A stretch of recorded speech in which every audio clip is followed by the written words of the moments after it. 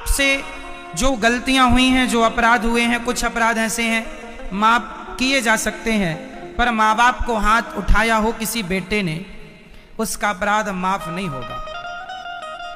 माँ बाप पर हाथ उठाने वाले बेटा को, बहू सास ससुर पर हाथ उठाने वाली बहू को कई जन्मों तक नाली का कीड़ा बनके तुम्हें उस पाप का दंड भोगना ही पड़ेगा।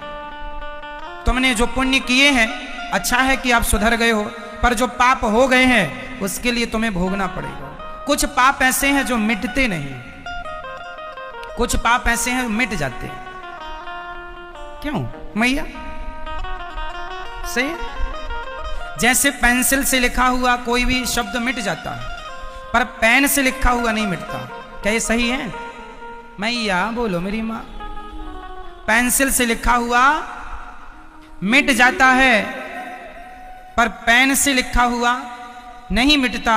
वही है, कुछ पाप मिट जाते हैं, कुछ पाप नहीं मिटते। तो ऐसे पाप कभी ना करना जो नहीं मिटते।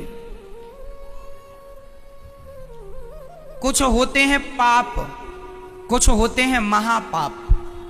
महापाप में 5 महापाप बताए। महापाप कितने होते हैं? 5। कौन कौन से?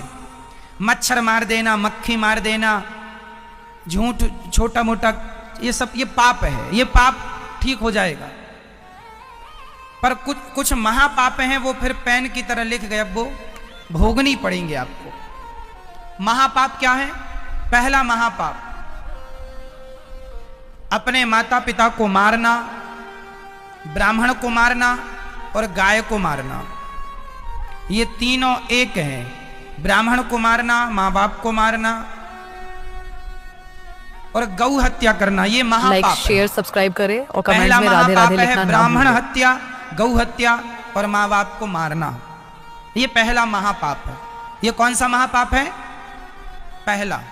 ये पाप नहीं है, ये तो जोर से, कौन सा? महापाप। दूसरा, शराब पीना। शराब पीना, अपने स्वाद के लिए मांस खाना, शराब पीना। शराब को भी महापाप में रखा गया है, क्योंकि शराब पीने वाला अपनी माँ को बोलता है उल्टा सीधा, मारता भी है।